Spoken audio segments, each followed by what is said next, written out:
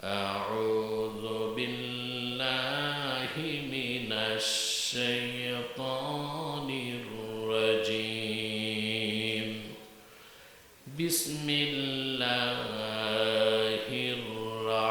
الرحمن الرحيم يا أيها الذين آمنوا اتقوا الله حق تقاته ولا تموتن إلا وأنتم مسلمون صدق الله العظيم وصدق رسوله النبي الكريم ونحن على ذلك من الشاهدين والشاكرين والحمد لله رب العالمين উস্তাদ কি উস্তাদ আসো একটারও মাথায় টুপি নাই পিছনে হরেন চলতে হবে আওয়াজ যেন ডবল না হয় ইকো থাকবে না রিল্যাক্স এই আওয়াজ যেন ছেড়ে দেয় ডবল না হয় হ্যাঁ সাদাকাল্লাহুল আযীম ওয়া সাদাকা রাসূলুহুন নাবিয়্যুল কারীম ওয়া নাহনু আলা যালিকা মিনাশ শাহিদিন ওয়াশ শাকিরিন ওয়াল হামদুলিল্লাহি রাব্বিল আলামিন ইন্নাল্লাহা ওয়া মালাইকাতাহু يصلون على النبي يا أيها الذين آمنوا صلوا عليه وسلموا تسليما اللهم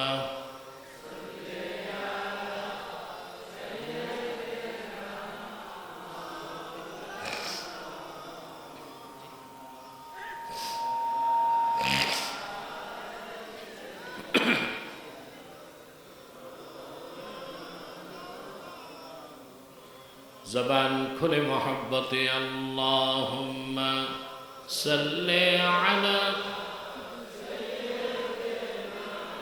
مولانا محمد وعلى آله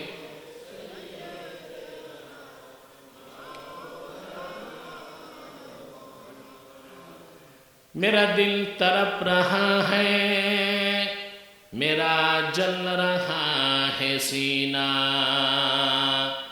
ये दवा वहीं मिलेगी मुझे ले चलो मदीना अल्लाहुम्मा सल्ली अला सय्यिदिना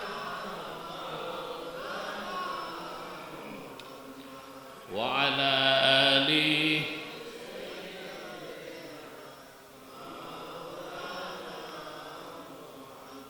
فهو الذي تم معناه وصورته ثم اصطفاه حبيبا بارئ النسم اللهم صل على سيدنا مولانا محمد وعلى آله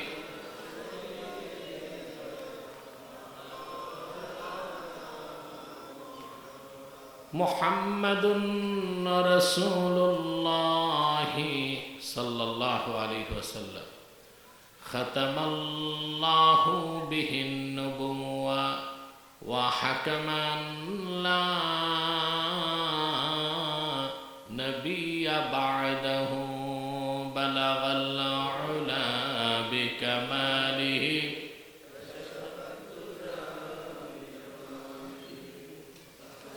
লাইভ হয় লাইভ না রেকর্ড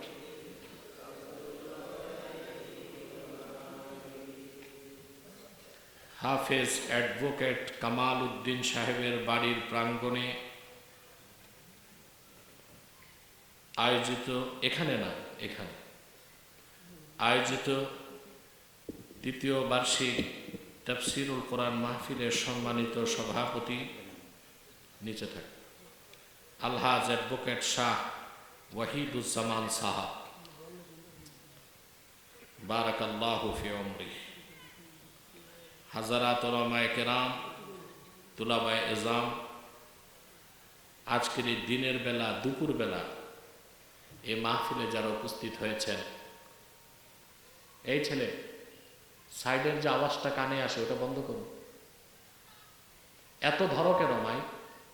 সেটিং করে একবার দূরে বসো। যারা এসেছেন দুপুর বেলা দিনের বেলা তাদের সকলকে আমার পক্ষ থেকে হৃদয় নিংড়ানো ভালোবাসা, শুভেচ্ছা এবং অভিনন্দন জ্ঞাপন করছি। সবটুকুন শুকরিয়া আল্লাহ তাআলার জন্য, যিনি আজকের বরকতপূর্ণ মাহফিলে আমাদেরকে আসার বসার তৌফিক মেহেরবানি করে ভিক্ষা দান করেছেন। সেজন্য আসুন আমরা সকলে একবার অবনত চিত্তে হৃদয়ের আবেগ অনুভূতি উজাড় করে সমবেত কণ্ঠে বলি আলহামদুলিল্লাহ।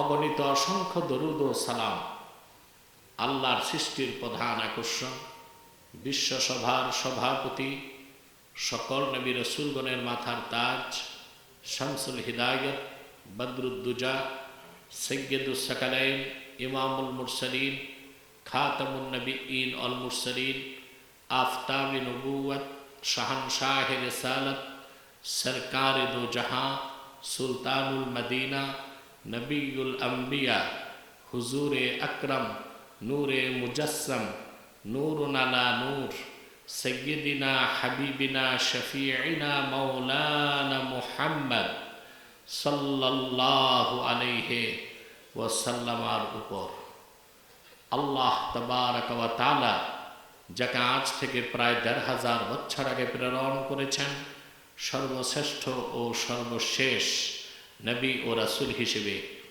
যার পরে আজ পর্যন্ত পৃথিবীতে অবশ্যই কোনো প্রকার নবী কিংবা রাসূল অবশ্যই আসে নাই, অবশ্যই এখনো নাই, অবশ্যই কিয়ামত পর্যন্ত আসবে না।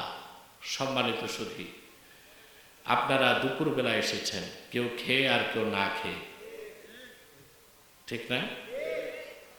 কিন্তু আমাদের দুঃখ নাই, কারণ খাদ্য দুই প্রকার। কয় প্রকার? মুহাক্কিকগণ বলেন আম্মাল গিযাউ ফাহুয়া নাওআন, গিযাউন তাকুমু বিহিল আবদান ওয়া গিযাউন তাকুমু বিহিল আরওয়াহ।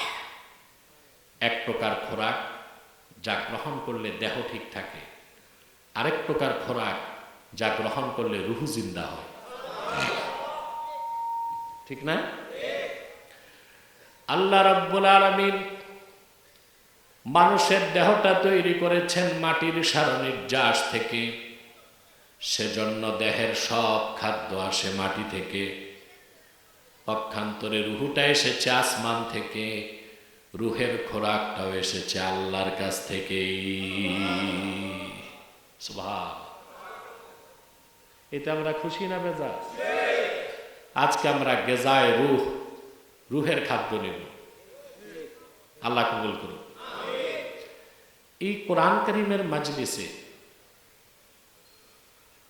বসার সঙ্গে সঙ্গে আপনাদের জিন্দেগির সগীরা গুনাহ মাফ হয়ে গেছে। একটু পর আসরের আগে আমি মুনাজাত করব, ঠিক না? এককভাবে না সম্মিলিতভাবে? এককভাবে দোয়া করলে তা কবুল হতেও পারে, নাও হতে পারে, কিন্তু উম্মতে মুহাম্মাদের সম্মিলিত মুনাজাত আল্লাহ ফেরত দেন না। সহি একটা হাদিস আপনাদের শোনাচ্ছি, মুআজ্জাম তাবারানির হাদিস। আল্লাহর হাবিব সাল্লাল্লাহু আলাইহি ওয়াসাল্লাম ইরশাদ করেছেন, মা রাফা'a কওমুন আকুফাহুম ইলাল্লাহি তাআলা ইয়াসআলুনাহু শাইআন ইল্লা কানা হাক্কান আলাল্লাহি আন ইয়াদা ফি আইদিহিম আল্লাযী সালুহ। আল্লাহর হাবিব ইরশাদ করেছেন, আমার উম্মতের কোন একটি দল যদি আল্লাহর কাছে তাদের হাত তুলে দেয়, আল্লাহর কাছে কিছু চায়, আল্লাহর উপর হক হয়ে যায় সেই হাতগুলোতে যা চায় তা দিয়ে দেওয়া। তাহলে আমরা যখন সম্মিলিত হাত তুলব, আমাদের তওবাও কবুল হবে, গুনাহ মাফ হবে। এতে আমরা খুশি না বেজার? সাউন্ডটা রিল্যাক্স হচ্ছে না, আরেকটু ছাড়বে। ইকো বন্ধ করে দাও, রিভার্ব থাকতে পারে তো, হালকা রিভার্ব থাকতে পারে, আওয়াজটা যেন সফট হয় না। বেশি আওয়াজ দরকার নাই, পরিষ্কার আওয়াজ দরকার। আমাদের কান ফাটায় লাভ আছে না, পরিষ্কার আওয়াজ দরকার।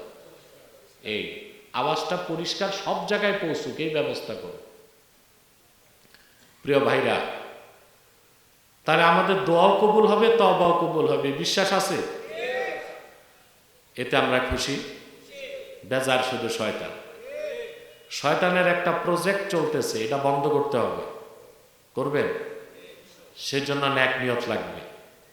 আমরা নিয়ত করছি কিছুক্ষণ পর আজকের মোনাজাত করে গুনাহ মাফ করে নিষ্পাপ বেহেশতে আল্লাহওয়ালা হয়ে বাড়ি যেতে চাই। কারা কারা হাত তুলে আল্লাহকে দেখা?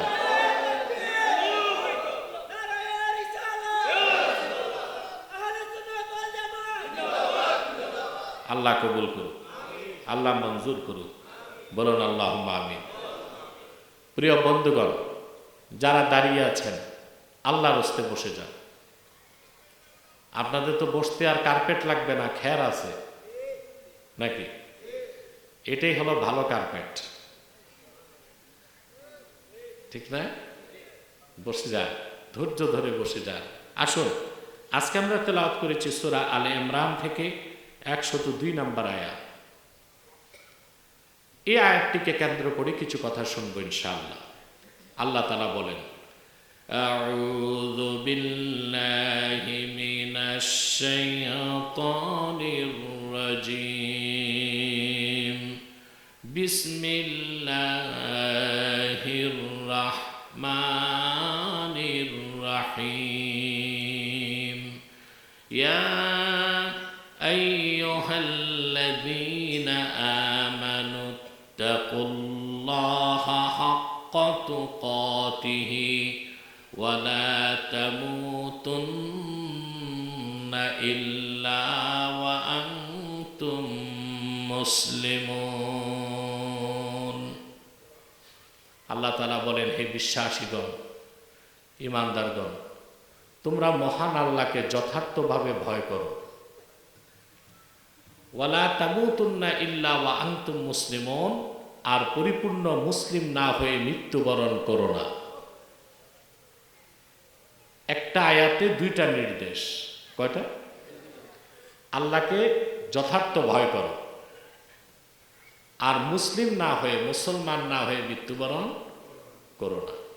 আপনি খেয়াল করলে দেখতে পাবেন আল্লাহ তাআলা আয়াতে শুরু করেছেন ঈমান দিয়ে, শেষ করেছেন ইসলাম দিয়ে, মাঝখানে তাকওয়া। মাঝখানে শুরু করেছেন কি দিয়ে? শেষ করেছেন ইসলাম দিয়ে, মাঝখানে কি? তাকওয়া।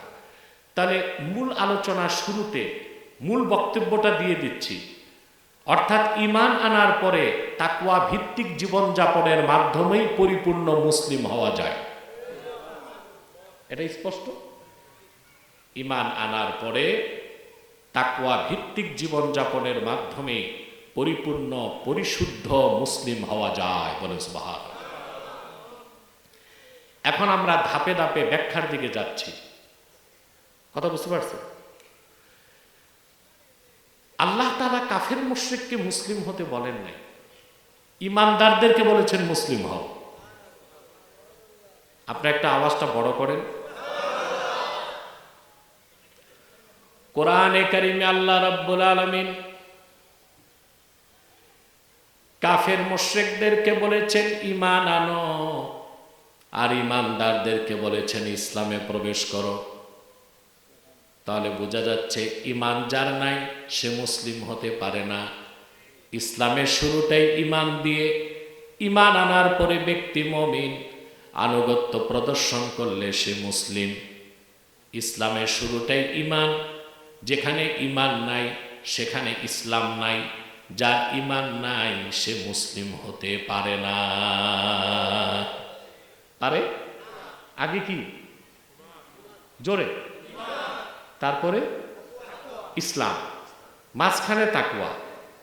ঈমান আনার পরে পরিপূর্ণ মুসলিম হতে একমাত্র পুঁজি হচ্ছে তাকওয়া। একমাত্র পুঁজি। আজকে তাকওয়ার বিষয়ে কিছু বলবো না, কিভাবে পরিপূর্ণ মুসলিম হব সেটাই বলবো। কথা শুনতেছেন? মনোযোগ আছে তো? তাহলে কাফের মুশরিককে আল্লাহ তাআলা মুসলিম হতে বলেন নাই। কাফের মুশরিককে বলেছেন ঈমান আনো, আর ঈমানদারদেরকে বলেছেন মুসলিম হও। সুবহানাল্লাহ বলবো না? কোরআনে কারীমের অন্যত্র আল্লাহ তাআলা বলেন, ইয়া আইয়ুহাল্লাযীনা আমানু দুখুলু ফিস সিলমি কাফা ওয়া লা তাত্তাবিউ খুতুওয়াতিশ শাইতান। আল্লাহ তাআলা বলেন, হে ঈমানদারগণ, বিশ্বাসীগণ, পরিপূর্ণভাবে ইসলামে প্রবেশ করো। তার মানে পরিপূর্ণ ইসলামে প্রবেশ না করলে পরিপূর্ণ মুসলিম হওয়া জোরে। আল্লাহ বলেছেন, ঈমানদারগণ, তোমরা পরিপূর্ণভাবে ইসলামে প্রবেশ করো, শয়তানের পদাঙ্ক সমূহ অনুসরণ করো না। তাহলে বোঝা যাচ্ছে আগে ঈমান, তারপরে ইসলাম। ঈমান আনার পরে আল্লাহর আনুগত্যকে পূর্ণভাবে প্রকাশ করা হচ্ছে ইসলাম। সুবহানাল্লাহ। ঈমান আনার পরে আপনি যখন আল্লাহর আত্মসমর্পণকারী বান্দা হবেন, আপনি মুসলিম। আপনি কি? আল্লাহর নির্দেশ, ঈমানদারগণ, তোমরা পরিপূর্ণভাবে মুসলিম না হয়ে মৃত্যুবরণ করো না। সুবহানাল্লাহ। গভীরভাবে লক্ষ্য করেন ভাইয়েরা, ইসলাম এবং অন্য ধর্মগুলোর মধ্যে এখানে সবচেয়ে বড় পার্থক্য, পৃথিবীতে অনেক ধর্ম আছে না? কথা বলেন। আল্লাহ কর্তৃক সিলেক্টেড মনোনীত দিন একটাই, জোরে। এর বাইরে যত ধর্ম আছে, মতবাদ আছে, আদর্শ আছে, সব হচ্ছে জুলুমাত, সব হচ্ছে অন্ধকার। এই কথা কার? আল্লাহ রাব্বুল আলামিন বলেন, ইউরিদুনা আইয়ুতফিউ নূরাল্লাহি বিআফওয়াহিহিম ওয়া ইয়াবাল্লাহু ইল্লা আইয়ুতিম্মা নূরাহু ওয়ালাউ কারিহাল কাফিরুন। আল্লাহ রাব্বুল আলামিন বলেন, কাফেরেরা, মুশরিকেরা, অবিশ্বাসীরা চায় তাদের মুখের ফু দিয়ে আল্লাহর নূর নিভায় দিবে, অথচ আল্লাহ রাব্বুল আলামিন আল্লাহর নূরকে পরিপূর্ণতা দান করা ছাড়া অন্য সব কিছুকে অস্বীকার করেছেন। আল্লাহ তার আখিরি নবী মুহাম্মদ সাল্লাল্লাহু আলাইহি ওয়াসাল্লামকে প্রেরণ করে ১৫০০ বছর আগে দ্বীন ইসলামকে পরিপূর্ণ করে দিয়েছেন। শুধু পরিপূর্ণ করে নাই, আল্লাহ তার হাবিবের আনিত দিনকে মহা বিজয়ী করে দিয়েছেন। ইসলাম বিজয়ী হওয়া বাকি আছে না হয়ে গেছে? এরা ভালো করে বুঝতে হবে। ইসলামের বিজয় কোনো ব্যক্তি বা গোষ্ঠীর বিজয়ের সাথে সম্পর্ক রাখে না। রাখে? ইসলাম ১৫০০ বছর আগে রাসূলুল্লাহর মাধ্যমে ইসলামকে আল্লাহ পরিপূর্ণ করে মহাবিজয়ী করে দিয়েছেন। এ কথা কি আমার? কোরআন শরীফ আল্লাহ তাআলা বলেন, হুয়াল্লাযী আরসালা রাসূলাহু বিল হুদা ওয়া দীনিল হাক্কি লিইয়ুযহিরাহু আলাদ দীনি কুল্লিহি ওয়ালাউ কারিহাল মুশরিকুন। তিনি মহান আল্লাহ, যিনি আপন হাবিব মুহাম্মদ সাল্লাল্লাহু আলাইহি সাল্লামকে প্রেরণ করেছেন হেদায়েতের সাথে আর মহাসত্য দিন ইসলাম দিয়ে, যেন মুহাম্মদ সাল্লাল্লাহু আলাইহি ওয়াসাল্লাম দিন ইসলামকে সকল ধর্মের উপর বিজয়ী করতে পারেন। রাসূলুল্লাহর মাধ্যমে দিন পরিপূর্ণ হয়েছে, ওনার মাধ্যমে দিন মহাবিজয় লাভ করেছে। অতএব কোনো ব্যক্তি বা গোষ্ঠীর বিজয়ের সাথে ইসলামের বিজয়কে তুলনা করা যাবে না। এটা মাথায় গেঁথে নিতে হবে, হৃদয়ে লিখে নিতে হবে, ঠিক কিনা? এই কথাগুলো বুঝি আমরা।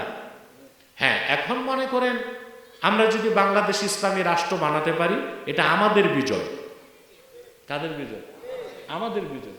এই জন্য এটা বলা যাবে না আমরা বিজয়ী না হলে ইসলাম বিজয়ী হবে না, এটা বলার সুযোগ নাই। ইসলাম তো বিজয়ী হয়ে গেছে। আমাদের বিজয় হবে যদি আমরা রাষ্ট্রীয়ভাবে ইসলামী আইনকে বলবৎ করতে পারি। সাহাবাত পরিষ্কার? তাহলে এই কথাগুলো কারা বুঝেন না? যারা জেগে জেগে ঘুমায়, যারা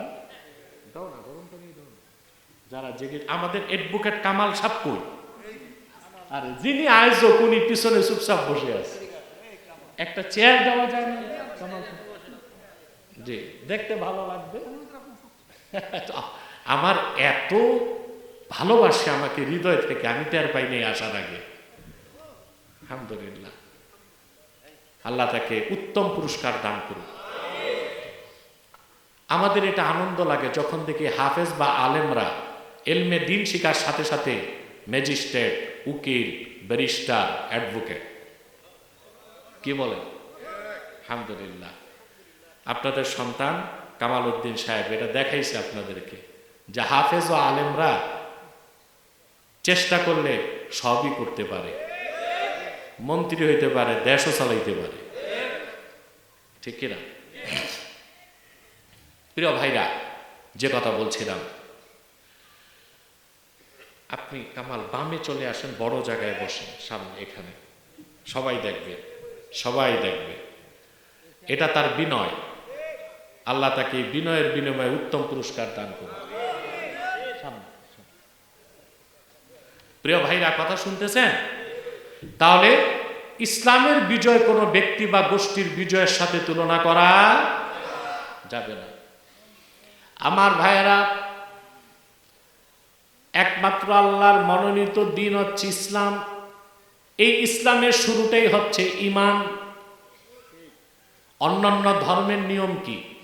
কোনো হিন্দু যদি মন্দিরে যাতায়াত করে তাকে হিন্দু বলে স্বীকৃতি দেওয়া হয়, যদিও বা সে রামকৃষ্ণের অস্তিত্বকে বিশ্বাস করে না। বৌদ্ধ প্যাগোডায় যাতায়াত করলে তাকে বৌদ্ধ বলে স্বীকৃতি দেওয়া হয়, যদিও বা সে গৌতম বুদ্ধকেই বিশ্বাস করে না। কোনো খ্রিস্টান গির্জায় যাতায়াত করলে তাকে খ্রিস্টান বলা হবে, যদিও বা সে যীশু খ্রিস্টকেই বিশ্বাস করে না। পক্ষান্তরে কোনো ব্যক্তি যদি নামাজ পড়ে, রোজা রাখে, হজ করে, যাকাত দেয়, মসজিদে যাতায়াত করে, দৌড়াদৌড়ি করে, কিন্তু আল্লাহর কোরআনের বিসমিল্লাহর বা থেকে মিনাল জিন্নাতি ওয়ান নাসের সিন পর্যন্ত কোনো একটা বাক্যের একটা শব্দের একটা অক্ষরকে যদি অস্বীকার করে, সে কাফের, সে মুসলমান হতে পারবে না।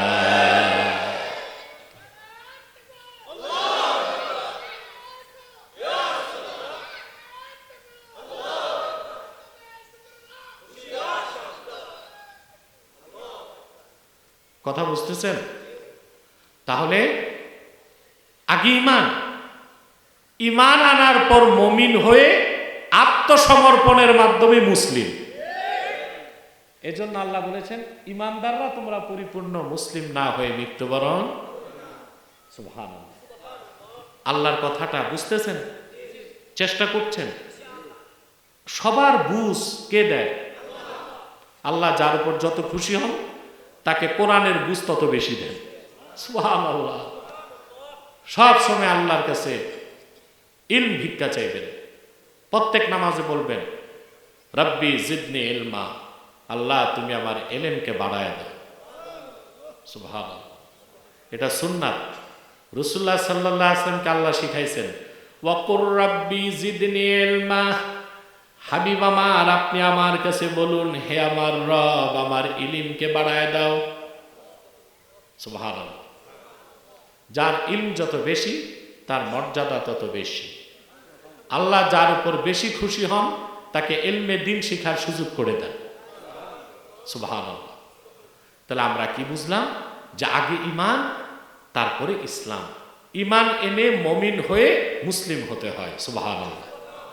2, আল্লাহ বলেছেন ওয়ালা তামুতুন্না ইল্লা ওয়া আনতুম মুসলিমুন, পরিপূর্ণ মুসলিম না হয়ে মরবা না। এটা খুব কঠিন কথা ভাই। আমাদের প্রিন্সিপাল আইডেন্টিটি, মৌলিক পরিচয়, আমরা মুসলমান। কথা বলেন, এই পরিচয় ভুলতে পারি? কে বাঙালি, কে পাকিস্তানি, কে আফগানি, কে ইরাকি, কে শ্বেতাঙ্গ, কে কৃষ্ণাঙ্গ, কে আরবি, কে অনারবি, এগুলো মৌলিক পরিচয় নয়। এগুলো হচ্ছে আঞ্চলিক পরিচয়, গোত্রীয় পরিচয়, নৃতাত্ত্বিক পরিচয়, ভৌগোলিক পরিচয়। কিন্তু মুহাম্মদ সাল্লাল্লাহু আলাইহি সাল্লামের উম্মতের সবচেয়ে বড় পরিচয় সে মুসলমান। পরিচয় কি? সুবহানাল্লাহ। সবচেয়ে আশ্চর্য হবেন, পূর্বের নবী যারা আসতেন তাদের ইমানদার উম্মতদেরকে আল্লাহ মুসলিম বলছেন।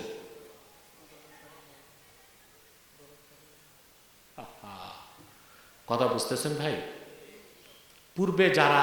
পূর্বের পয়গম্বরদের ইমানদার উম্মতদেরকেও আল্লাহ কোরআনে মুসলিম বলছেন। কি বলছেন?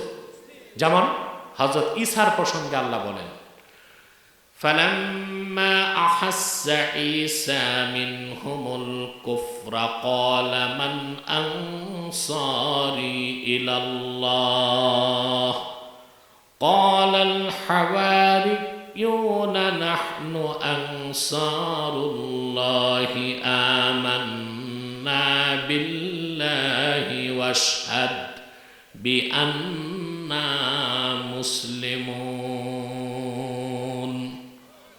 আল্লাহ রাব্বুল আলামিন বলেন, আল্লাহ তাআলা ঈসা নবীকে বনী ইসরায়েলের পয়গম্বর করে পাঠিয়েছিলেন, ঠিক না? তিনি বছরের পর বছর কালেমার দাওয়াত দিয়েছেন, দেখেন কেউ মুসলমান হয় না।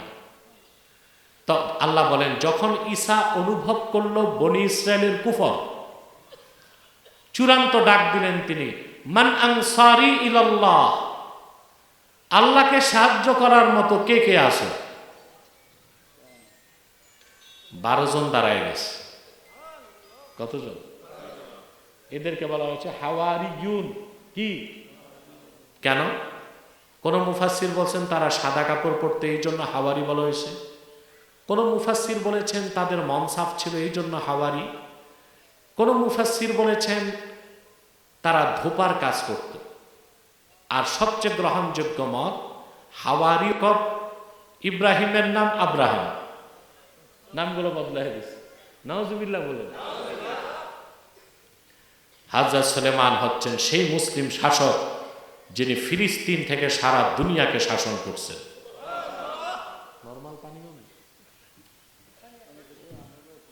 যিনি ফিলিস্তিন থেকে সারা দুনিয়াকে শাসন করছেন। সুবহানাল্লাহ বলবেন না? সুবহানাল্লাহ। হযরত সুলেমান পয়গম্বরের ফিলিস্তিনের পাশে ইয়ামানের সাবা নামক এলাকায় এক বীরাঙ্গনা সম্রাঙ্গী নারী ছিল, মহিলা। তার নাম ছিল বিলকিস। নাম শুনছেন না? সে ছিল খুব সম্রাঙ্গী মহিলা রানী, সূর্যবীর্য ছিল তার, পলিটিক্যাল পাওয়ার ছিল, ইকোনমিক্যাল পাওয়ার ছিল, ব্যাপক সৈন্যবাহিনী ছিল। সুলেমান আলাইহিস সালাম তার সাথে যুদ্ধ করতে চাইলেন না, তাকে কালেমার দাওয়াত দিয়া পত্র পাঠাইলেন। সুবহানাল্লাহ। পত্রের ভাষা কি ছিল আল্লাহ তাআলা বলেন, হযরত সুলেমান পত্রে লিখলেন, ওয়া ইন্নাহু বিসমিল্লাহির ওয়া ইন্নাহু মিন সুলাইমানা ওয়া ইন্নাহু বিসমিল্লাহির রাহমানির রাহিম আল্লাহ তাআলু আলাইয়া ওয়াতুনি মুসলিমিন। শুরু করছি সুলেমানের পক্ষ থেকে পত্রটি, শুরু করছি আল্লাহর নামে যিনি রহমান ও রহিম। সুলেমান বললেন, আমার বিরোধিতায় তোমরা ঔদ্ধত্য পোষণ করো না, বরং ঈমান আনো, মুসলিম হিসেবে আমার কাছে চলে আসো। পরিচয় কি ছিল? ইমানদারদের পরিচয় কি ছিল? মুসলিম। সুবহানাল্লাহ। আল্লাহ রাব্বুল আলামিন তার আখিরি নবী মুহাম্মদ সাল্লাল্লাহু আলাইহি ওয়াসাল্লামের মাধ্যমে দ্বীন ইসলামকে পরিপূর্ণ করে এই দিনকে যারা গ্রহণ করবে তাদের চূড়ান্ত পরিচয় নির্ধারণ করে দিলেন, তারা মুসলিমিন, মুসলমান। পরিচয় কি? যেমন আল্লাহ রাব্বুল আলামিন বলেন, কুল আমান্না বিল্লাহি ওয়া মা উনজিলা আলাইনা ওয়া মা উনজিলা আলা ইব্রাহিম ওয়া ইসমাঈল ওয়া ইসহাক ওয়া ইয়াকুব ওয়াল আসবাত وما أوتي موسى وعيسى والنبيون من ربهم لا نفرق بين أحد منهم ونحن له مسلمون। আল্লাহ রাব্বুল আলামিন বলেন, হাবিব আমার মুহাম্মদ সাল্লাল্লাহু আলাইহি ওয়াসাল্লাম, আপনি ঘোষণা করুন, আমরা ঈমান এনেছি আল্লাহর উপর, ঈমান এনেছি যা আমাদের উপর নাজিল হয়েছে, এবং আমরা বিশ্বাস করি যা নাজিল করা হয়েছে ইব্রাহিম, ইসমাইল, ইসহাক এবং ইয়াকুব ও তাদের বংশধরদের উপর, এবং যা দান করা হয়েছে মুসা এবং ঈসাকে, এবং আল্লাহর পক্ষ থেকে যত নবী এসেছেন তাদের কারো মধ্যে আমরা তারতম্য করি না। ওয়া নাহনু লাহু মুসলিমুন, আমরা আত্মসমর্পণকারী আল্লাহর জন্য, আমরা মুসলিমিন। পরিচয় কি আমাদের? জোরে সুবহানাল্লাহ। সূরা আলে ইমরান আল্লাহ তাআলা বলেন, কুল ইয়া আহলাল কিতাবি তাআলাউ ইলা কালিমাতিন সাওয়াইন বাইনানা ওয়া বাইনাকুম আল্লা না'বুদা ইল্লাল্লাহ ওয়া লা নুশরিকা বিহি শাইআন ওয়া লা ইয়াত্তাখিযা বা'দুনা বা'দান আরবাবান মিন দুনিল্লাহ ফাইন তাওয়াল্লাউ ফাকুলু আশহাদু বিআন্না মুসলিমুন। আল্লাহ রাব্বুল আলামিন বলেন, হাবিব আমার মুহাম্মদ সাল্লাল্লাহু আলাইহি ওয়াসাল্লাম, আহলে কিতাবদেরকে ডেকে বলুন, হে আহলে কিতাব, আসো একটি কথায় আমরা ঐকমত্য স্থাপন করি। সেই কথাটি হলো, আমরা আল্লাহ ছাড়া কারো ইবাদত করব না, আল্লাহর সঙ্গে কাউকে শরীক করব না, আর আমরা মানুষ হয়ে, আল্লাহকে বাদ দিয়া মানুষ হয়ে অন্য মানুষকে রব বানাবো না। আমরা এই কথা বিশ্বাস করি, কথা বলেন, কিন্তু পুরাপুরি কি মানতে পারি? জি না। এখানে বাঙালি ধরা খেয়েছে, বিশ্বাস পুরা করি, মানা নাই। আল্লাহ ছাড়া কারো ইবাদত, আল্লাহর সাথে কাউকে শরীক, আল্লাহকে বাদ দিয়া মানুষ হয়ে মানুষকে রব বানানো, এই জায়গায় ধরা আমরা। এই জায়গায় এটার অর্থ কি? হাদিস শরীফে এসেছে, আল্লাহ যেটাকে হালাল করছেন, মানুষ যদি সেটাকে হারাম করে, আল্লাহ যেটাকে হারাম করছেন, মানুষ যদি সেটাকে আইন করে হালাল করে, এটা শিরক। আর এই আইনকে যারা মানবে তারা আল্লাহকে বাদ দিয়ে মানুষ হয়ে মানুষকে রব বানালো, সেই অপরাধে অপরাধী হয়ে গেল। বলেন নাউজুবিল্লাহ। এই অপরাধ হচ্ছে বাংলাদেশে, হচ্ছে, কথা বলেন। এই জন্য আমার দৃষ্টিতে গণতন্ত্রের চেয়ে অনেক ভালো একজন আল্লাহওয়ালা বুজুর্গ ব্যক্তির এক না একতন্ত্র, কারণ অন্তত শিরকের গুনাহ থেকে বাঁচা যায়, শিরকের গুনাহ থেকে বাঁচা যায়। সুবহানাল্লাহ। দেখুন, আপনারা সংসদ সদস্য নির্বাচিত করেন না, কথা বল, সংসদ সদস্য মানে কি? যারা এমপি বানায় পাঠাইলেন তারা কেন পাঠাইছেন? গম চুরি করতে, দুর্নীতি করতে, গাড়ি বাড়ি করতে? সে হচ্ছে আপনাদের আইন প্রণেতা। সে কি?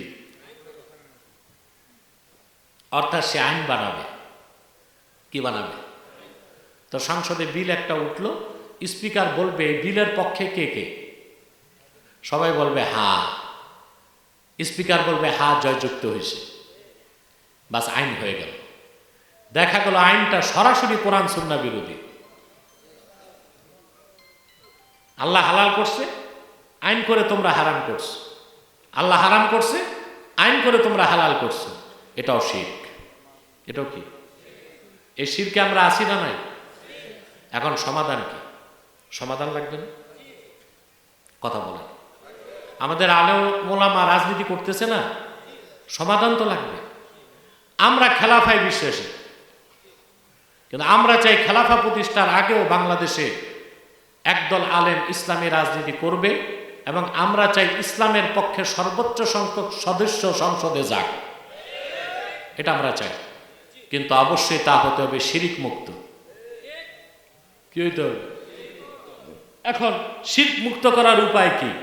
সবাই বসে যদি একটা সংস্কার করতে পারত, আপনার সংবিধানটা হালাল হয়ে যেত। শুধু সংবিধানের শুরুতে লিখতে হবে বাংলাদেশ সংবিধানের মূল উৎস হবে কোরআন এবং সুন্নাহ। সংবিধানের উৎস হবে সংবিধান হালাল, সনদ হালাল, সংসদ জায়েজ। আমরা কি তা করতে পারছি? দেশ স্বাধীনের 54 বছরে পারছি? এটা কি আমাদের ব্যর্থতা কিনা?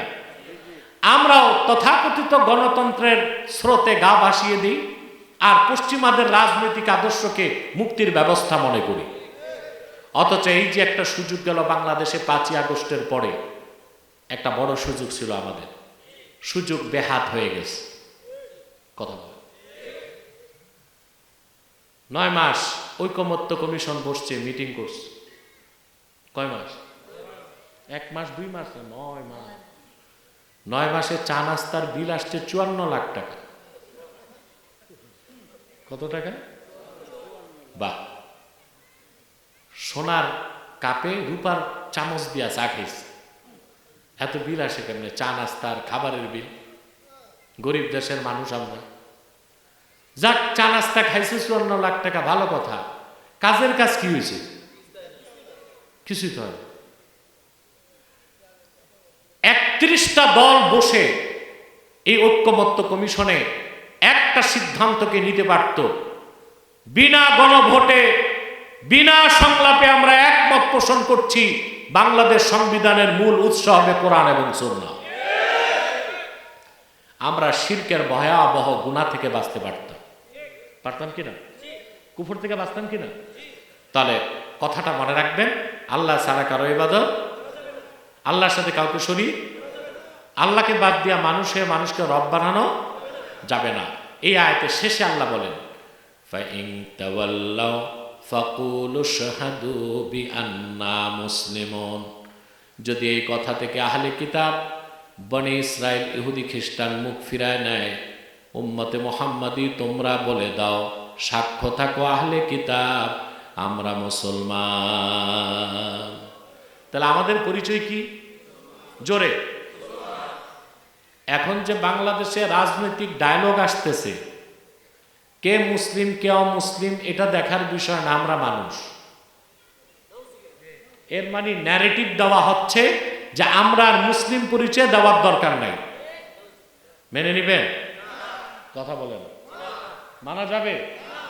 আমাদের পরিচয় কি? জীবন চলে যাবে, এই পরিচয় থেকে এক মুহূর্তের জন্য সরতে প্রস্তুত নই আমরা। কত মারাত্মক কথা! কে মুসলিম কে অমুসলিম এটা বড় কথা না। আমরা বাংলাদেশী, আমরা মানুষ। তো তোমরা মানুষ, আমরা তো জানি। তোমরা কুত্তা শুয়োর এটা তো বলি না। মানুষ ঠিক আছে, কিন্তু আমরা মানুষ এটা বলার উদ্দেশ্য কি? যে আমরা যে মুসলিম এই পরিচয় বাদ দিব রাজনৈতিক স্বার্থে। কয়েকটা ভোট আর কয়েকটা নোটের জন্য মুসলিম পরিচয় বাদ দেওয়া মুসলমানের কাজ না মুনাফিকের কাজ? আমাদের সবচেয়ে বড় পরিচয় আমরা কি? জোরে সুবহানাল্লাহ। আল্লাহ রাব্বুল আলামিন বলে দিয়েছেন, ইয়া আইয়ুহাল্লাযীনা আমানুত্তাকুল্লাহা হাক্কা তুকাতিহি ওয়া লা তামুতুন্না ইল্লা ওয়া আনতুম মুসলিমুন। হে ইমানদারগণ, তোমরা পরিপূর্ণভাবে আল্লাহকে ভয় করো আর পরিপূর্ণ মুসলিম না হয়ে মৃত্যুবরণ করো না। এখন আসেন, পরিপূর্ণ মুসলিম কিভাবে হব? আল্লাহর আখিরি নবী মুহাম্মদ সাল্লাল্লাহু আলাইহি ওয়াসাল্লাম আল্লাহর পক্ষ থেকে যে দিন ইসলাম এনেছেন, সেই দিন ইসলামকে পুরাপুরি বিশ্বাস করা হচ্ছে ঈমান। অতঃপর সেই দিন ইসলামের বিধানগুলোকে মাথা পেতে নেবার নাম হচ্ছে ইসলাম। বুঝাইতে পারলাম? দিনকে বিশ্বাস করা কি? আর দিনের সব বিধানকে মাথা পেতে নেওয়ার নাম কি? ইসলাম। তাহলে বোঝা যাচ্ছে ঈমান আনার পর দিনের পূর্ণ তাবেদারির মাধ্যমে পরিপূর্ণ মুসলিম হতে হবে। দিনের তাবেদারি মানে আল্লাহর আনুগত্য, তার রাসূলের আনুগত্য। দিনের তাবেদারি মানে আল্লাহর হুকুমের সামনে মস্তককে নত করে আত্মসমর্পণ করা। সুবহানাল্লাহ। এভাবে আমরা মুসলিম হব। আল্লাহ তাআলা কোরআন শরীফে আল্লাহর হুকুমের সামনে কিভাবে আনুগত্য প্রদর্শন করতে হয় এর শিক্ষা দিতে হযরত ইব্রাহিমের প্রসঙ্গ আনছেন। সুবহানাল্লাহ। ইব্রাহিম আলাইহিস সালামকে জোরে বলতে হবে। মুসলিম জাতির পিতার নাম কি? যারে তারে বাপ বানাইছেন আপনারা। কথা বলেন না, মুসলমান যারে তারে বাপ বানাইতে পারে না। সমস্ত মুসলমানের রূহানি পিতা মুহাম্মদ সাল্লাল্লাহু আলাইহি ওয়াসাল্লাম। সমস্ত মুসলমানদের আদি পিতা আদম আলাইহিস সালাম। সমস্ত মুসলমানদের জাতির পিতা ইব্রাহিম আলাইহিস সালাম। মুসলমানের সুযোগ নাই যারে তারে বাপ বানায় বসে থাকবে। কথা বলেন। এই আজে বাজে কাজ করছেন আপনারা 16 বছর করছেন না? এগুলোর জন্য তওবা করুন, আল্লাহর কাছে ক্ষমা চান। হযরত ইব্রাহিম তিনি আত্মসমর্পণশীল মুসলিম হিসেবে কিভাবে আত্মসমর্পণ করতে হয় তার দৃষ্টান্ত তিনি স্থাপন করেছেন। বলেন সুবহানাল্লাহ। আল্লাহ রাব্বুল আলামিন কোরআন কারীমে বলেন, ওয়া ইদ ক্বালা লাহু রাব্বুহু আসলিম ক্বালা আসলামতু লিরাব্বিল আলামিন।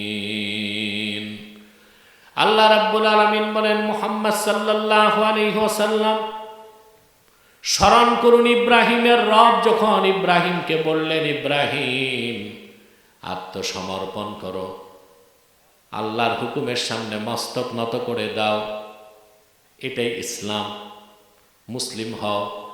হযরত ইব্রাহিম এক বাক্যে বললেন, আসলামতু লিরাব্বিল আলামিন, রাব্বুল আলামিনের জন্য আমি আত্মসমর্পণ করলাম। তিনি কতটুকু আত্মসমর্পণ করলেন তা যাচাই করতে আল্লাহ তাআলা তার 10টা পরীক্ষা নিয়েছেন। ভাই তোমরা ঘুমাও নাকি? তাই তো মনে হয় এতগুলো মানুষ, আমার মনে হয় আমি কবরস্থানে বসে আছি। কথা তো বলতে হবে, সময়টা বলুন।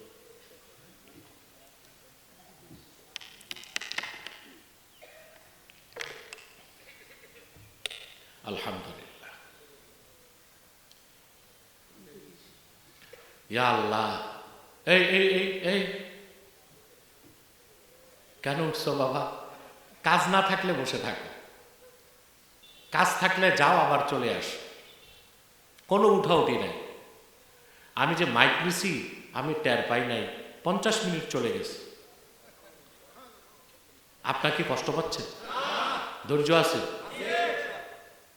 মাইকটা আমার খুব কষ্ট হচ্ছে, সাউন্ড কম, যাক তারপরও আমি বেজার না, কারণ আওয়াজ পরিষ্কার, আওয়াজ পরিষ্কার। প্রিয় বন্ধুগণ, কথা শুনতেছেন? আল্লাহ কয়টা পরীক্ষা নিয়েছেন? আল্লাহ পাক বলেন, ওয়া ইযবিতালা ইব্রাহিম রাব্বুহু বিকালিমাতিন ফাআতাম্মাহুন قال إني جاعلك للناس إماما قال ومن ذريتي قال لا ينال عهد الظالمين আল্লাহ রাব্বুল আলামিন বলেন, হাবিব আমার মুহাম্মদ সাল্লাল্লাহু আলাইহি ওয়াসাল্লাম, স্মরণ করুন আপনার রব আল্লাহ তাআলা, ইব্রাহিমের রব আল্লাহ যখন ইব্রাহিমের পরীক্ষা নিলেন, সবগুলো পরীক্ষায় তিনি পূর্ণ সফলতা লাভ করলেন। আল্লাহ ডাক দিয়া বললেন, ইব্রাহিম, যেহেতু তুমি সব পরীক্ষায় পাশ করেছ, আমি গোটা মানব জাতির জন্য তোমার নেতা বানাই দিব।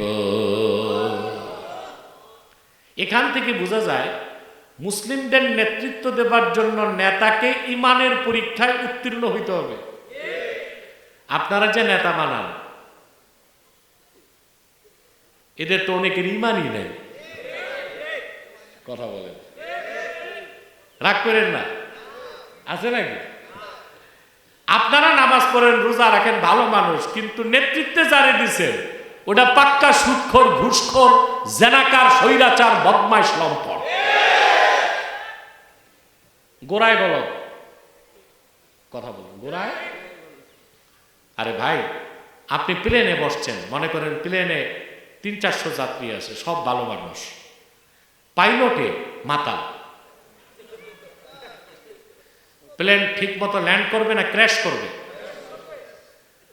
এখন প্লেনে সব মনে করেন আউলিয়া কেরাম, ভালো মানুষ, আলেমরা, হাফেজরা, কারি সাহেবরা, সুফি দরবেশরা, কিন্তু পাইলট কি মাতা। প্লেন সেফ ল্যান্ডিং করবে না, এটা আকাশে ক্র্যাশ করবে। তা আপনি যাদেরকে বাংলাদেশের নেতৃত্ব দিচ্ছেন, এই লোকগুলো তো মাতাল।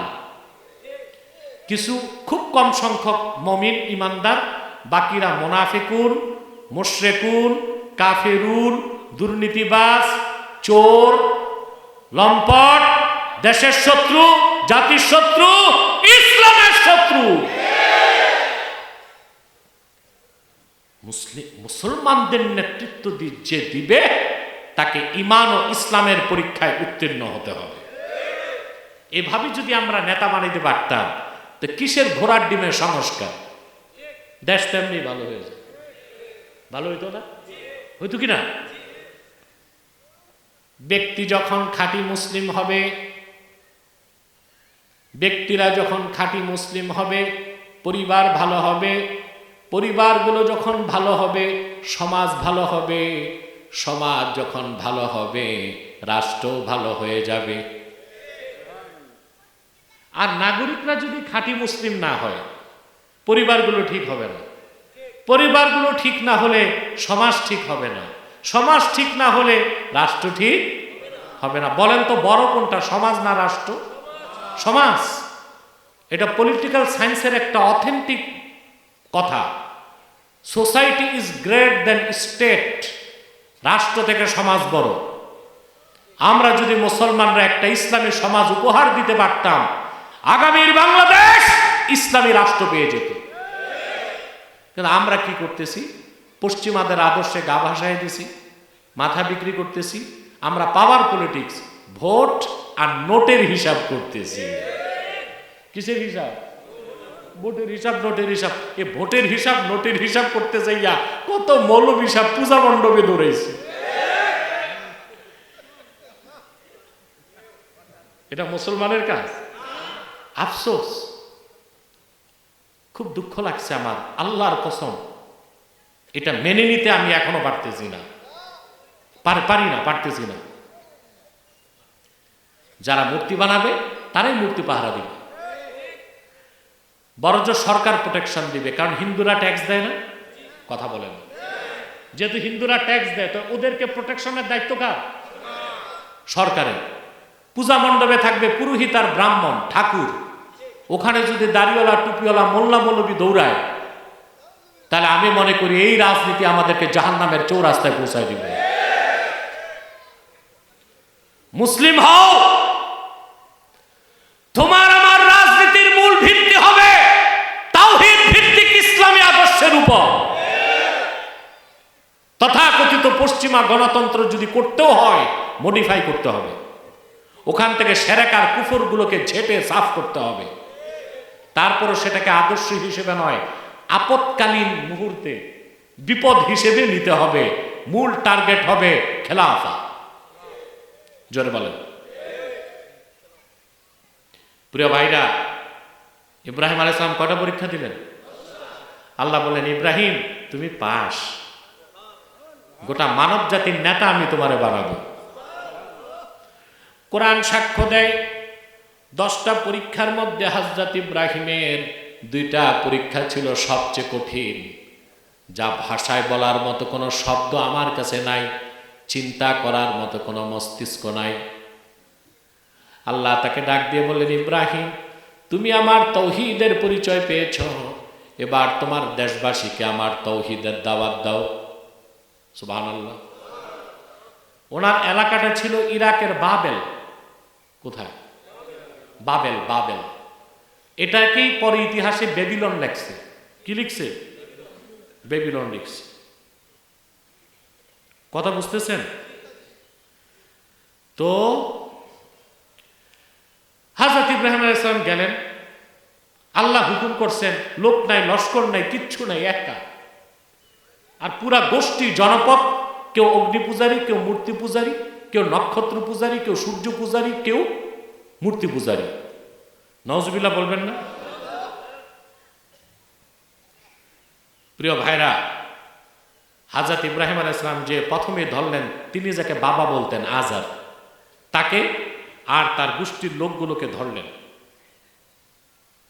ধরে বললেন, তোমরা এই যে হাতে বানানো মূর্তিগুলোর ইবাদত করো, এটার যুক্তি কি? এরা তোমাদেরকে বানায় নাই, তোমরা এদেরকে বানাইছো, তো এরা তোমাদের খোদা হয় কেমনে? নাউজুবিল্লাহ বলবেন না? তখন তারা বলতে লাগলো যে আমরা কোনো দলিল টলিল নাই, কেন মূর্তি পূজা করি? একটা বিষয় আমরা বলতে পারি, আমাদের কাছে একটা বাপদাদার সংস্কৃতি আছে।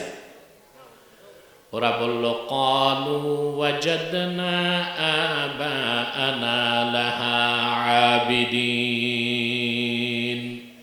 বাপদাদাকে পাইছি যে ওরা এই মূর্তি পূজা করতে, আমরাও করি। আপনাদের যদি ন্যূনতম জ্ঞান থাকে বলেন তো, মূর্তি পূজারীরা মূর্তি পূজার পক্ষে যে কারণটা দেখাইছে, এটা সাংস্কৃতিক কারণ ছিল না? কি কারণ? সাংস্কৃতিক। বাপদাদা করছে, আমরাও করি, এটাই তো সংস্কৃতি। আবহমান কাল থেকে কোনো ভূখণ্ডে যে রীতিনীতি চলে আসে, ওটাকেই বলা হয় কালচার, সংস্কৃতি। তো তারা মূর্তি পূজার পক্ষে যুক্তি দিল কি? সাংস্কৃতিক। যদি লজ্জা না পান বলি, আপনারাও বাংলাদেশের সাংস্কৃতিক পরিচয়ে শিরক করতেছেন। এই যে 21শে ফেব্রুয়ারি শহীদ মিনারে যান, তো শহীদ মিনারে কি ভাষা শহীদরা ঘুমাইছে? তো এইটা কি? এরা আপনাদের সংস্কৃতি। ওখানে নগ্নপদে সব যাইয়া ফজর নামাজ বাদ দিয়ে পুষ্প স্তবক অর্পণ করে চুপচাপ নীরবতা পালন করে। এটাও তো ঘুরে ফিরে প্রস্তর পূজাই হচ্ছে কিনা? এরপরে পহেলা বৈশাখ মঙ্গল শোভাযাত্রা বের হয়, এটা একটা শিরকি কাজ করতেছেন আপনারা সাংস্কৃতিক পরিচয়। কি রাজনৈতিক কি সাংস্কৃতিক কোন পরিচয়ে শিরকের গুনাহ করা যাবে না। আমাদের গোটা রাজনীতিকেই পরিশুদ্ধ করতে হবে। আমরা ন্যারেটিভ প্রচার করতেছি, আমাদের সন্তানরা মাঠে কাজ করবে, ইনশাআল্লাহ করবে না? হযরত ইব্রাহিম বললেন, বাপ দাদা ভুল কাজ করছে, ওরা পথভ্রষ্ট ছিল, তো তোমরা বিপথে যাবা কেন? দলিল প্রমাণ দিতে লাগলেন, কিছুই তারা মানে না, কিছুই তারা মানে না। এক পর্যায়ে হযরত ইব্রাহিম আলাইহিস সালাম বললেন, ঠিক আছে, যেহেতু আমার কথা মানবেই না, তা আমি তোমাদের এই খোদাগুলোর ব্যাপারে সিদ্ধান্ত নিতেছি। কি সিদ্ধান্ত নিছে ভাই চিন্তা করতে পারবেন না। কোরআন শরীফে আল্লাহ বলেন, তিনি বললেন, ওয়াতাল্লাহি লা আকিদান্না আসনামাকুম বা'দা আন তুওয়াল্লু মুদবিরিন।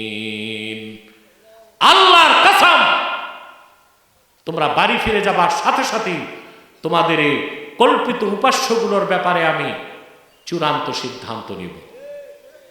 ওরা সব বাড়ি গেছে, উনি কুঠার একটা নিয়া এই সবগুলো উপাস্যর মুখ নাক নকশা ভাঙতে লাগছে, ভাঙ্গা সমান মানচিত্র সমান করে দিয়েছেন।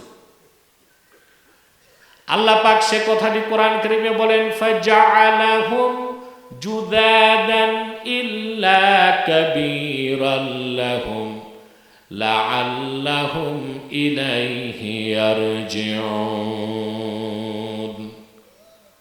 জুদাদা, হযরত ইব্রাহিম মূর্তিগুলোকে ভেঙে টুকরা টুকরা করে ধুলার সাথে মিশিয়ে দিয়েছেন, বড়টারে রাখছেন যেন জিজ্ঞেস করার জন্য মূর্তি পূজারীরা তার কাছে ফিরতে পারে।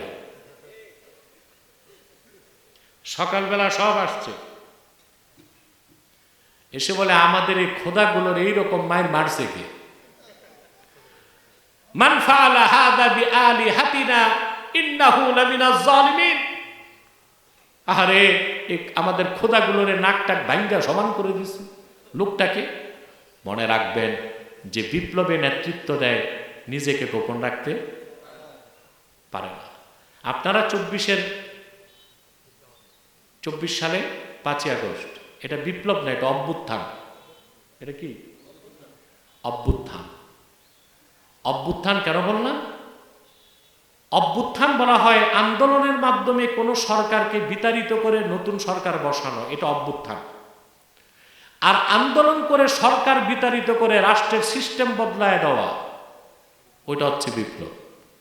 সিস্টেম বদলাইছে? কথা বলেন। বিপ্লব হাতছাড়া হয়ে গেছে, এই জন্য যারা বিপ্লবে নেতৃত্ব দিয়েছে তাদেরকে এখন টার্গেট করা হচ্ছে। তার অন্যতম দুঃখজনক ঘটনা হলো শরীফ ওসমান হাদি। আমাদের এই স্নেহের ভাইটিকে হত্যা, ঠিক কিনা বল? আমরা আল্লাহর কাছে তার মাগফিরাত চাই এবং আল্লাহর কাছে দোয়া করি আল্লাহ তাকে পূর্ণ শাহাদা নসিব করুক। বলুন আল্লাহুম্মা আমিন। কথা শুনতেছেন? বুঝতেছেন তো? যিনি বিপ্লব করে তিনি নিজেকে গোপন রাখতে পারে না। লোকজন বলা বলি করতে লাগলো, ভাঙছে কে? আমরা বুঝিছি। ক্বালু সামি'না ফাতান ইয়াযকুরুহুম ইউকালু লাহু ইব্রাহিম। আমরা একটা যুবকের নাম শুনেছি যে মূর্তিগুলোর বিরোধিতা করে, লোকেরা তাকে ইব্রাহিম বলে ডাকে। এটা তার কাজ, অন্য কারো কাজ হইতে পারে না। সংবাদ চলে গেল নমরুদের কাছে। নমরুদ তার ক্যাবিনেট নিয়ে বসলো, কি করা যায়? তারা সবাই মিলে সিদ্ধান্ত দিল। আল্লাহ পাক বলেন, তারা বলল, ক্বালু হাররিকুহু ওয়ানসুরু আলিহাতাকুম ইন কুনতুম ফাইলিন। ইব্রাহিমকে আগুনে জ্বালাও। ও মাওলানা, এই চুপচাপ বস, কোনো সমস্যা আছে কামাল সাহেব? ঠিক আছে, ইমাম সাহেব বলতেছে জামাতটা 15 মিনিট পরে, সমস্যা হবে না তো আপনাদের? ঠিক আছে, কোনো সমস্যা না, আধা ঘন্টা পর করুন, যাইব না, তা তো মাকরু হবে। 15 মিনিট আজান দেন 4:45। এতদিন হয় 4:45 আজান, 4টায়। আজকে 4টায় আজান হবে, সাথে সাথে নামাজ পড়বেন। ঠিক আছে প্রিয় ভাইরা,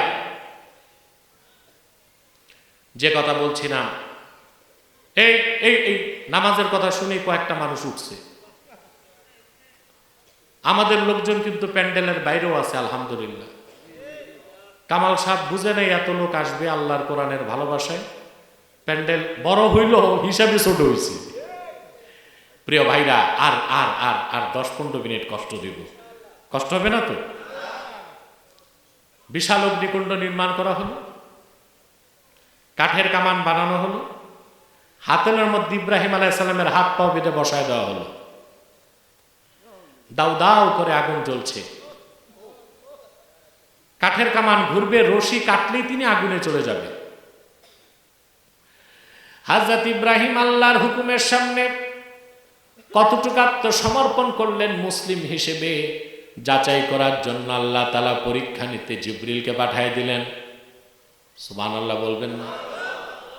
হযরত জিবরিল এসে ইব্রাহিম খলিলের সামনে দাঁড়ায় বললেন, ইব্রাহিম, আমি আল্লাহর সবচেয়ে শক্তিশালী ফেরেশতা, আমার নাম জিবরিল। কিছুক্ষণ পর আপনি আগুনে চলে যাবেন। আলাকা হাজাতুন ইয়া ইব্রাহিম। সাহায্য লাগবে কিনা বলেন? জিবরিল জিজ্ঞেস করছে। সুবহানাল্লাহ। হযরত ইব্রাহিম পাল্টা প্রশ্ন করলেন, জিবরিল, তোমার কাছে জানতে চাই সাহায্যের তো দরকার আছে, হাজাতুন ইলাইকা আও ইলাল্লাহ, সাহায্য কি তোমার কাছে চাইবো না যে আল্লাহর ভালোবাসায় আগুনের কোলে চলে যাচ্ছি সেই আল্লাহর কাছে চাইবো? জিবরিল, তুমি জবাব দাও। পরীক্ষায় পাস। সুবহানাল্লাহ। জিবরিল চলে গেলেন। কাঠের কামান ঘুরতে লাগলো, রশি কেটে দেওয়া হলো, ছিটকে হযরত ইব্রাহিম আগুনে চলে গেলেন। বুখারী শরীফ সাক্ষ্য দেয়, হযরত ইব্রাহিমের শরীরে আগুন লাগার আগে তিনি পড়তে লাগলেন, হাসবিয়াল্লাহু ওয়া নি'মাল ওয়াকিল। আল্লাহ তাআলা আমার জন্য যথেষ্ট, তিনি সর্বোত্তম অভিভাবক। এই দোয়াটা শিখায় গেলাম, পড়বেন সকাল বিকাল, বিপদ আপদ কাছে আসবে না। সহিহ বুখারীতে আল্লাহর হাবিব ইরশাদ করেছেন, হাসবিয়াল্লাহু ওয়া নি'মাল ওয়াকিল ক্বালাহা ইব্রাহিম হিনা উলকিয়া ফিন্নার। হযরত ইব্রাহিমকে যখন আগুনে নিক্ষেপ করা হয়েছে, তিনি এই দোয়াটা সর্বপ্রথম পৃথিবীতে পড়েছেন। এই দোয়াটা যদি পড়েন বিপদ আপদ আসবে না। পুরা দোয়াটা হাদিস শরীফে আছে, আমি কি একবার বলবো? মুখস্থ করবেন। হাসবিয়াল্লাহু লা ইলাহা ইল্লা হুয়া আলাইহি তাওয়াক্কালতু ওয়া হুয়া রাব্বুল আরশিল আযীম। ফজরের নামাজের পর যে 7 বার পড়বে, মাগরিব নামাজের পর যে 7 বার পড়বে, আল্লাহ তাআলা 24 ঘন্টার জন্য তাকে নিরাপত্তার চাদরে ঘেরাও করে দিবেন। এমন ভাবে লেমিনেটেড হয়ে যাবে বান্দা, কোনো জাদুটোনা, বুলেট বোমা, বিপদ আপদ তার কাছেও যেতে পারবে না। পড়বেন সকালে কয়বার? 7 বার, সন্ধ্যায় 7 বার, তাহলে বিপদ আপদ থেকে বাঁচতে পারবেন। আবার ফজর নামাজ বাদ দিয়া না, ফজর নামাজ আদায় করে, মাগরিব বাদ দিয়া না, মাগরিব আদায় করে। সুবহানাল্লাহি ওয়া বিহামদিহি পড়বেন না? হযরত ইব্রাহিম চলে গেলেন আগুনে। আজর উপর থেকে তাকায় দেখতেছে কি হইল। সে তাকায় দেখে আগুনের কুণ্ডুলির ভিতরে সবুজ বাগান। কাসাসুল কোরআন ইবনে কাসির লেখেন, আজর তখন দুঃখ করে বলতে লাগলো, নি'মার রাব্বু রাব্বুকা ইয়া ইব্রাহিম। সত্যি রে ইব্রাহিম, তোমার যিনি রব তিনি সর্বোত্তম রব, তিনি একমাত্র রব, তিনি ছাড়া কোনো রব থাকতে পারে না। আমরা তোমারে আগুনের কুণ্ডলীর মধ্যে দিলাম, আর তোমার রব আল্লাহ তোমার জন্য সবুজ বাগান বানায় দিলেন। আগুন থেকে বেরিয়ে আসলেন, তা দেখে বাবেলের অসংখ্য লোক মুসলমান হয়ে গেল। আল্লাহ নির্দেশ করলেন, ইব্রাহিম, নমরুদের উপর গজব আসবে, তুমি দেশ ছাড়ো। তার আপন ভাতিজা ছিল লূত আলাইহিস সালাম, তিনিও নবী ছিলেন। হযরত লূতকে তিনি পাঠালেন জর্ডানে, আর তিনি পরিবার পরিজন সন্তানদের আর বিশ্বাসীদেরকে নিয়ে মিশর হয়ে চলে গেলেন কেনানে, ফিলিস্তিন ভূখণ্ডে। কথা বুঝতে পারছেন?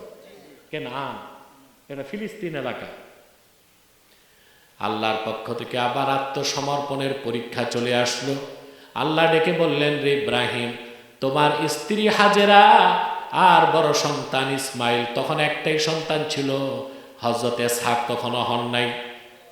হযরত ইব্রাহিম থেকে হযরত ইসহাক 11 বছর ছোট ছিলেন। তোমার সন্তান ইসমাইলকে নিয়ে মক্কায় রেখে আসো। মক্কার নাম তখন ছিল বাক্কা। কি ছিল? কোরআন শরীফ মক্কার নাম এসেছে বাক্কা। বাক্কা কেন? বাক্কা ইয়াবুক্কু তাবুক্কু মানে চূর্ণ করা। কি করা? সুমিয়াতিল মাক্কাতু বিবাক্কাতা লিআন্নাহা তাবুক্কু আনাকাল জবাবেরা। মক্কাকে বাক্কা নাম দেওয়া হয়েছে এই জন্যে, যত অত্যাচারী শাসক মক্কায় ঢুকতে চাইছে মক্কা তাদের গর্দানগুলোকে চূর্ণ করে দিছে। এই জন্য মক্কার এক নাম কি? বাক্কা। সুবহানাল্লাহ কইবেন না? হযরত ইব্রাহিম আলাইহিস সালাম ওনার স্ত্রী ও সন্তানকে নিয়ে চলে গেলেন মক্কায়। যে দেখেন বাড়ি নাই, ঘর নাই, খাবার নাই, প্রতিবেশী নাই, কিচ্ছু নেই, পানিও নাই। আল্লাহ হুকুম করছে, কোনো প্রশ্ন চলবে? স্ত্রীকে বসালেন, কোলে বাচ্চাটা দিয়ে দিলেন, আর তিনি ইউ টার্ন নিয়ে ফিরত যাচ্ছেন। বুখারী শরীফের হাদিস, ফানাদাতহু উম্মু ইসমাইল, ইসমাইলের মা তারে ডাক দিলেন। সুবহানাল্লাহ। কোনো জবাব নাই। 3 বার ডাকার পর হযরত হাজেরা বললেন, ওহে ইব্রাহিম, এটা কি তোমার সিদ্ধান্ত না আল্লাহর ফয়সালা? এবার ইব্রাহিম দাঁড়ায় গেলেন আর বললেন, রে হাজেরা, মনে রেখো আল্লাহর খলিল ইব্রাহিম আল্লাহর হুকুমের বাইরে একটা কদম ফেলতে পারে না। নির্জন নিবৃত মরুভূমিতে স্ত্রী সন্তান রেখে চলে গেলেন। পানির সন্ধানে হযরত হাজেরা সাফা মারওয়ায় 7 বার দৌড়ালেন। আল্লাহর অনুগত বান্দির দৌড়টা এত পছন্দ করলেন আমার আল্লাহ, কিয়ামত তক হাজীদের জন্য সাফা মারওয়ার দৌড়টাকে আল্লাহ ওয়াজিব বানায় দিলেন। হযরত ইসমাইলের পায়ের আঘাতে আল্লাহ জমজম কূপ তৈরি করে দিলেন। হযরত হাজেরা জমজম কূপ থেকে পানি পান করলেন, সন্তানকে পানি পান করালেন। সিরাতের কিতাবে এসেছে, ইয়ামানের সর্বশ্রেষ্ঠ গোত্র জুরহাম কাবিলার লোকজন মক্কার পাশ দিয়ে হেঁটে যাচ্ছিল, তাদের পানি লাগবে। সাফা পাহাড়টা পার হয়ে এসে দেখলো একটা পানির কূপ। পাশে বসে আছে স্বর্গীয় চেহারাদারী এক নারী, আর নারীর কোলে আছে হীরক খণ্ডের চেয়ে সুন্দর একটা ফুটফুটে সুন্দর বাচ্চা। ওরা বুঝে গেল এই নারী কোনো সাধারণ নারী নয়। এসে বলল, মা, পানির তৃষ্ণায় মরে যাচ্ছি, পানি পান করতে চাই। হাজেরা বললেন, ও আল্লাহর বান্দারা, এই কূপ তো আমার না, আল্লাহর কূপ। আল্লাহর বান্দারা কিয়ামত তক পানি নিবে। ওরা বলল, মা, আপনি যদি অনুমতি দেন আপনার চারপাশে আমরা থাকতে চাই। তিনি বললেন, থাকো। ফালাম্মা বালাগা মাআহু সাইয়া, হযরত ইসমাইল যখন দৌড়াদৌড়ির বয়সে পৌঁছলেন, মুফাসসিরদের মতে তখন কারো মতে তার বয়স 7, কেউ বলেছেন 13। হযরত ইব্রাহিম আবার ফিরে আসলেন। এসে দেখেন নির্জন মরুভূমিতে তিনি স্ত্রী আর সন্তান রেখে গেছেন, আর এখন সেটা হয়ে গেছে মক্কা নগরী। সন্তানকে বুকের সাথে লাগায়া আদর করতে লাগলেন। সন্তানের ভালোবাসার ঢেউ তার অন্তরে তৈরি হয়ে গেল। আল্লাহ আবার পরীক্ষা নিতে চাইলেন, কতটুকু আত্মসমর্পণ করেছে, কতটুক কি রকম মুসলিম হযরত ইব্রাহিম। সুবহানাল্লাহ বলবেন না? আল্লাহ তাআলা ডাক দিয়ে স্বপ্নে পরপর 3 দিন দেখালেন, ইব্রাহিম, তোমার সবচেয়ে ভালোবাসা যে জিনিসের প্রতি বেশি, সেটা আমার জন্য স্যাক্রিফাইস করো। 3 দিন পর তিনি বুঝে গেলেন আল্লাহ ইসমাইলকে চায়। সন্তানকে বুকের সাথে লাগায় বললেন, ইয়া বুনাইয়া ইন্নী আরা ফিল মানামি আন্নী আযবাহু, প্রিয় বৎস সন্তান, আমি স্বপ্নে দেখি আমি তোমাকে জবাই করছি। হযরত ইব্রাহিম পয়গম্বর, ছেলে ইসমাইলও পয়গম্বর। সন্তান বুঝে গেছে আমার বাবা নবী, নবীর স্বপ্ন স্বপ্ন নয়, সেটা ওয়াহী। ডাক দিয়ে বললেন, ইয়া আবাতিফ আলমা তুমার, বাবা যা আদেশ পেয়েছো তা করো। সাতাজিদুনি ইনশাআল্লাহু মিনাস সাবিরিন, আল্লাহর হুকুম তৈরি, তোমার সন্তানের গর্দান তৈরি, তুমি ধৈর্যশীলদের মধ্যে তাকে পাবে। নিয়ে গেলেন মিনাতে, হাত পা বেঁধে চিৎ করে শোয়া। ছুরি যখন ধরলেন, আল্লাহু আকবার, আল্লাহ শব্দগুলো কি উচ্চারণ করছে দেখেন। আল্লাহ বলেন ফালাম্মা আসলামা, দ্বিবচন, অর্থাৎ পিতা পুত্র দুজনেই যখন আত্মসমর্পণ করে ফেললো, খাঁটি মুসলিম হয়ে গেল। ও তাল্লাহু লিল জাবিন, পিতা যখন চিৎ করে সন্তানকে শোয়াই দিল জবাই করতে, আল্লাহ বলেন আমি ডাক দিয়া বললাম ফানাদাইনাহু আইয়া ইব্রাহিম কদ সাদ্দাকতার রুইয়া ইন্না কাযালিকা নাজজিল মুহসিনিন। আল্লাহ পাক বলেন আমি ডাক দিয়ে বললাম ও ইব্রাহিম, তুমি স্বপ্নকে সত্য বানায় দিয়েছ, জবাই করতে হবে না, তোমাদের আত্মসমর্পণের পরীক্ষায় তোমরা উত্তীর্ণ হয়ে গেছো, বাপ বেটা দোনোজন। পুরস্কার হিসেবে আমি তোমাদের নির্দেশ করছি আমার ঘর কাবা তৈয়ার শুরু করে দাও। দুম্বা চলে আসলো, জবাই করে দিলেন। ইসমাইলের পক্ষ থেকে আল্লাহ কোরবানি নিয়ে নিলেন, বলেন সুবহানাল্লাহ। তাহলে ইসলাম কি? এত কথা বুঝাইতে তো কোরআন শরীফ থেকে এত কথা বললাম। এটা বলতে ঈমান আনার পরে বিনা প্রশ্নে আল্লাহর আনুগত্যকে মেনে নেবার নাম ইসলাম।